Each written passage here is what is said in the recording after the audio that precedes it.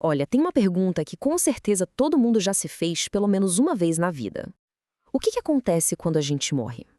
É, sem dúvida, um dos maiores mistérios da existência. E hoje a gente vai mergulhar fundo nisso, mas com um guia bem específico. Vamos ver o que alguns textos bíblicos bem importantes têm a dizer sobre a vida, a morte e, claro, o que vem depois.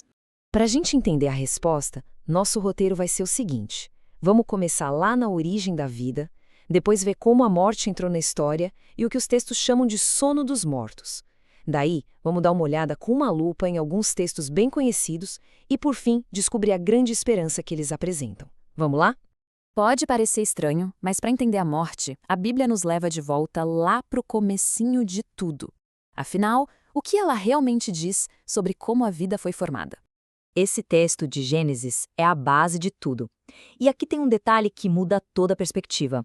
O texto não diz que a pessoa recebeu uma alma, como se fosse algo separado. Não, ele diz que a pessoa se tornou uma alma vivente. Então a gente pode pensar nisso quase como uma fórmula, sabe? É simples.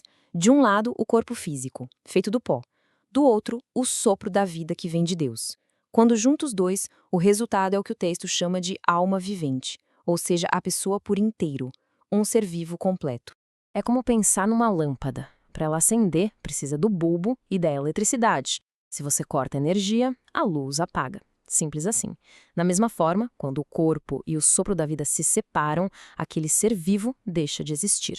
Bom, isso já levanta uma baita questão. Se a vida foi criada desse jeito, de onde foi que surgiu a morte? Como é que ela entrou em cena? A gente vai para o centro da história e encontra um conflito bem direto. De um lado, a palavra de Deus, dizendo que a consequência da desobediência seria a morte. E do outro, a serpente, que chega e introduz uma ideia totalmente nova, a de que, na verdade, os humanos não morreriam. A consequência dessa escolha foi bem clara. A humanidade perdeu o acesso à árvore da vida. E com isso perdeu também o que era uma imortalidade condicional. A partir dali, a morte se tornou uma realidade. E esse outro versículo aqui reforça demais essa ideia, né? Ele afirma que a imortalidade é uma característica exclusiva de Deus, não algo que os seres humanos possuem por natureza. Certo?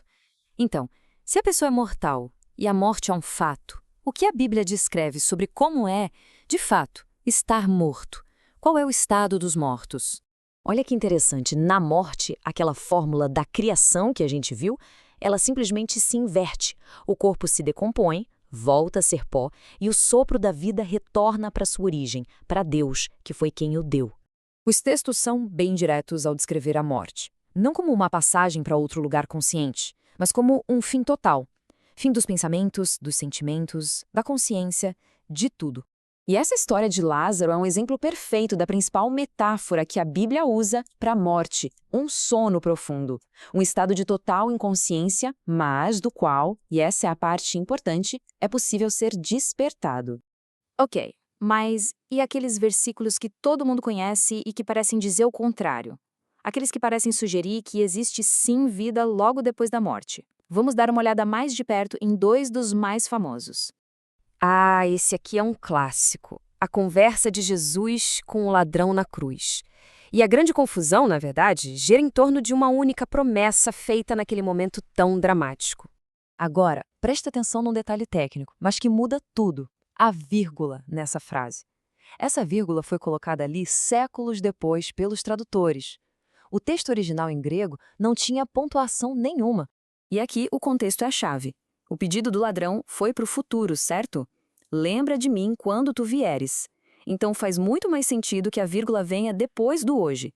Jesus estava dizendo, eu te garanto hoje, agora, que você estará comigo no paraíso. Era uma promessa feita naquele dia, e não para ser cumprida naquele dia.